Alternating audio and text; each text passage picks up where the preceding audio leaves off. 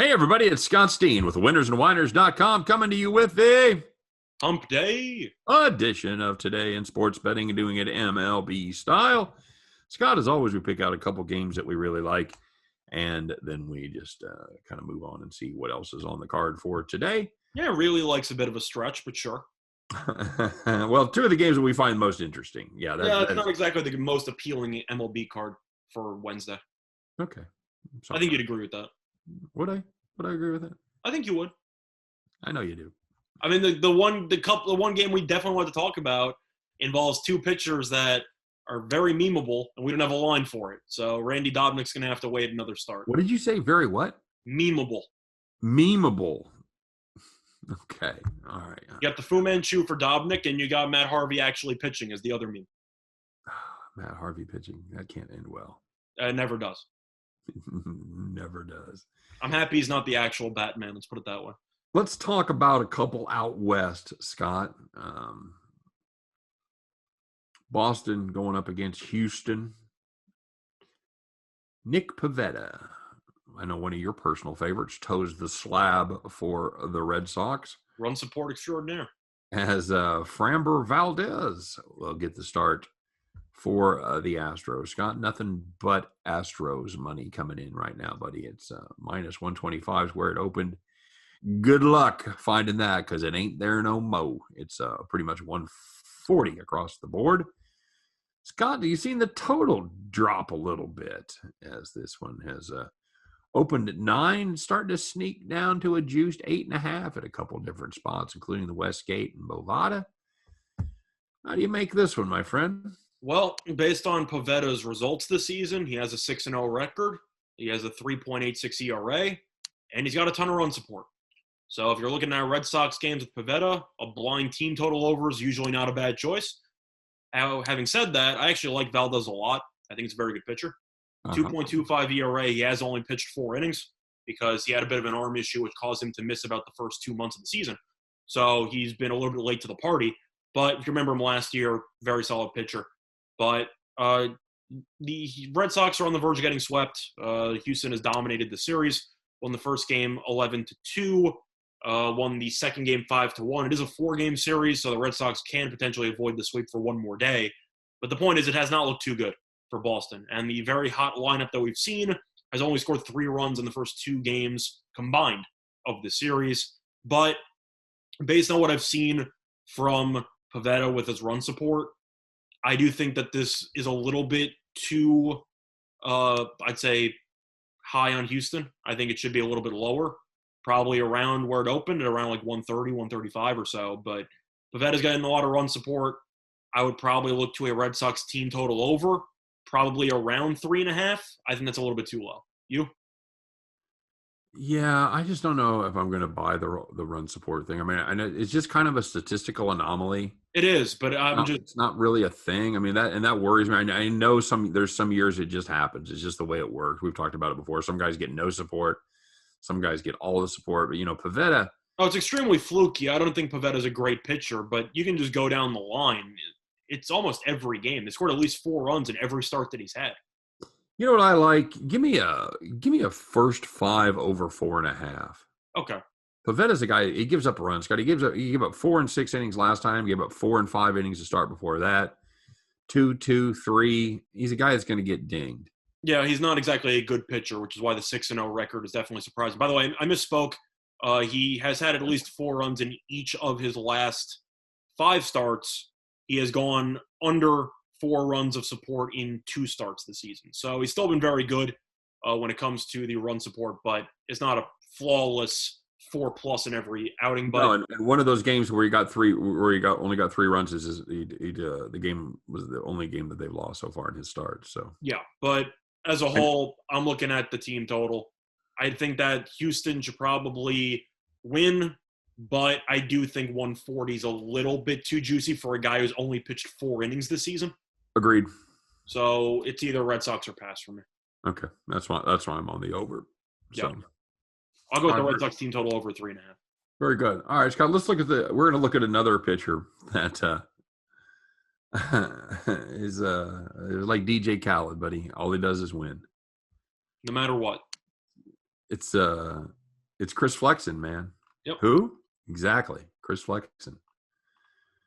Scott, he has drawn the lucky straw this season so far, as the Mariners have been underdogs in all but one of his starts, and he has won all but two of his starts. He lost as a plus 110 underdog and a plus 195 underdog to Chris Paddock and the Padres. You know you're being slept on when ESPN still lists you as a relief pitcher, even though you've been a starting pitcher all season long. Yeah, he's made a ton of starts. Well, the thing is, his ERA is relatively high at 4.34, but we mentioned it with Alcantara, one game, which is the fact that you have one blow-up start and your ERA kind of goes to crap. Now, his ERA was 3.46, then went 1 2/3, gave up 8 earned against San Diego. His ERA went from 3.46 to 5.09, and then he went 7 innings and no runs against Texas. So his ERA, if you ignore that one start, should be probably around the 3.2s. Look at Scott. He's been really good. Look at Scott doing the grouping on Baseball Reference. Nice job, buddy. I actually didn't even do the grouping. I just did that in my head. You didn't do ERA in your head. I said it should be in the 3.2s. That was all in my head. No, not. I'm talking about before his bad start and after his bad start. Oh, no, that's listed on ESPN. Okay. I thought you meant just trying to infer what it would be with that start out of the equation. No, that's not magic. Okay, well, either way, you ignore the one start. His ERA is below 4, definitely below 3.5. So ERA is a little bit misleading. He's been very solid. And you talk about an Oakland team, which has been good. I know that they're winning right now against Seattle. They're up 12-6 in the 9th. So I think we can say that game is over. But well, it's definitely over, but the game's almost finished. But Oakland has still lost 3 of 4. They haven't exactly been playing that well lately. And Manaea has been – how would you phrase Manaea this season? Inconsistent? Yeah, that's the way I would phrase Manaea pretty much every season. So you're looking at he's been mostly good, Scott. He's really just had 2 bad starts. He's a guy that again blew up, giving up 7 in 2 innings against Boston. Yeah, Boston's killed him. He's been pretty good since. Yeah. I think if you're looking at value, I got to go with Seattle money line because they win for the guy. And Flexen. You're going to give me plus high 120s, potentially even low 130s. Yeah. On Flexen, I got to take it. But I am looking at the first 5 under potentially because both pitchers are in pretty good form. But based on value, I got to go with Flexen. Guy's a money-making machine. Flexen magic. Yep. I know you agree with that because Flexen has been making you a lot of money this season. He has, and it's been incredible because there's 3 times this season, Scott, he's given up 10 hits in the start, and he's got another start where he gave up 8 runs. It's impressive. 10 hits against the Red Sox, 2 innings, 7 earned. Next start, 6 innings, 10 hits, 3 earned runs. And, how can I interest you, Scott, in 10 hits against Houston, 1 earned run in 6 innings? You see, he likes to dance on the bases. He likes people to dance around him. He's definitely getting some dancing done there, man. Yeah, you take Flexen to plus value. I'd also consider playing the over in this spot. I'd play the Oakland team total over. I think you hold your nose and you just look at the value. But would it shock me if the team that scored 12 runs yesterday just tees off on this guy? Yeah. No, but I'll put faith in Flexen because he's earned it. All right, fair enough. Where are they at, Scott? They in Oakland? No, they're in Seattle. Yeah, and I will say this about Flexen. He was outstanding his last start against AAA team Texas Rangers. Yep. He went 7 innings, 3 hits, no earned, just 1 walk, strike out 6. All right. Yeah, I'll dance. I'll dance with Flexen. I'll be like the guys on the bases. I'll dance. Okay. Can I interest you in a little Pablo Lopez, Scott? My Miami play did not work out yesterday. Would you like to go back to the well one more time at plus money? I'm going with the under. I've seen enough of this Miami offense to know that this team can't hit. We already knew that. The under yesterday worked out because Ray and Alcantara both were pretty good. Alcantara was okay. I know Vladdy took him deep, but Ray was great. The Marlins offensively are just beyond hideous. They scored 1 run yesterday, 1 run the day prior, 2 runs before that, 2 runs before that. It's really ugly. Yeah. They scored 2 runs or less in each of their last 4 games. So you're looking at there's a new pitcher for Toronto in Manoah, who shut down the Yankees through 6. But Miami can't hit, and Lopez has been very good. So I'm just going to take the under and call it a day. You? Manoah's going to think he's a lot better than he is because he faces the Yankees and the Marlins his first 2 starts. Like, Jesus, can anybody in this league hit the fucking baseball? I like the extra confidence, though. So I'm just going with the under. I feel like Marlins kind of just has to be an under play because they can't score. Yeah, I'm with you there. Mm-hmm. I would take a little sniff on. I'll take a little sniff on Pablo Lopez. Maybe we can eke out a 2-1 victory. I tried that yesterday, and Miami's lost. I forgot how many in a row at this point. Four straight, 5 of 6. Yeah, they can't hit. So I'll just go with the under. Good enough. What else you see out there that gets your attention? I see Yankees money. They won a game. And they got Montgomery on the mound, who's been, I'd say a frequent pitcher for Tampa, because I believe this is the 4th time they've seen him already, and it's only the beginning of June. He's pitched against Tampa 3 times already. So you're looking at McClanahan, who's been a pretty good youngster. He's got great stuff. But Yankees won 1 game. I'm not going to overreact to it. I actually thought the Yankees might win yesterday because Germán was very good. Glasnow has had issues against the Yankees in the past. But Tampa had a great shot to win it. They didn't. I'm not going to overreact to it. Tampa still won, 15 of 17, 16 of 18, whatever the hell it is. Mm-hmm. You're going to give me plus money with Tampa against Montgomery. You can easily get blown up at any moment. You're going to give me plus 123 with one of the hottest teams in the league all day, every day. I got to like Tampa. You? I've got a premium on that, Scott. So okay, never mind. Go ahead and pass. But yeah, it's going to be interesting because Montgomery has not fared well against the Yankees. They've against Tampa Bay. He's actually decent in his last start against them, but the first 2 were hideous. Yeah, he was not good. Yeah, he was good last time. Six innings, 1 earned, 2 hits. Yeah, that's cool. I'm really curious. At what point do you think that Tampa just looks at him and goes, "Well, we got a lot of footage." Like when you go through the actual at bats. So yeah, every player on the team has seen him like 9 times this season already. We're good to go. Yeah, agreed. But yeah, I like Tampa.